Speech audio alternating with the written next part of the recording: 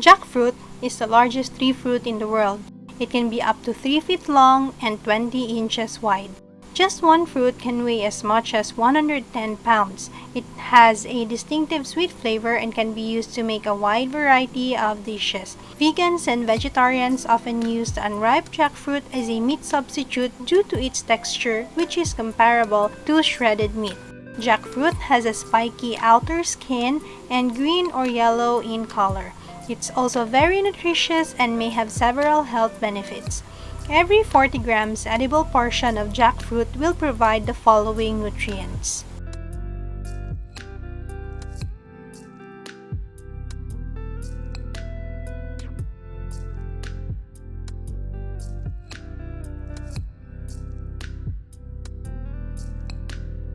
On top of that, jackfruit also provides the following health benefits. Blood sugar control. It has a fairly low glycemic index, which is a measure of how quickly your blood sugar rises after eating a food.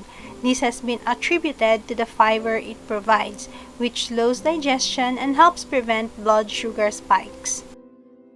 Provides antioxidants. Jackfruit contains the pigment carotenoid, which gives its yellow color.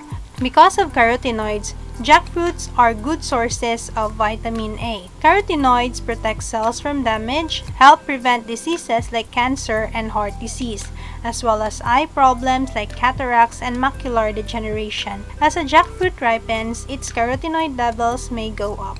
Heart health. Jackfruit may have the potential to reduce the risk of heart disease due to its potassium content, fiber, and antioxidants. Preventing skin problems. This fruit provides several nutrients and antioxidants such as vitamin C, which may improve skin health. There is anecdotal evidence that eating it may slow the aging of your skin. Preventing constipation. Jackfruit is a good source of fiber, so it could help you feel fuller for longer and help keep your bowel movements regular. Jackfruit is very good for you because of its health benefit.